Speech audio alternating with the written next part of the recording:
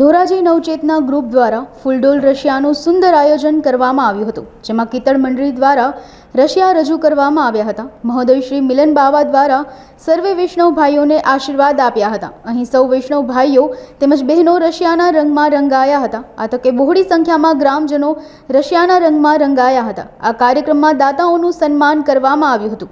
આ કાર્યક્રમને સફળ બનાવવા માટે નવચેતના મહિલા મંડળ તથા નવચેતના ગ્રુપના પ્રમુખ અને આયોજકોએ જહેમત ઉઠાવી હતી।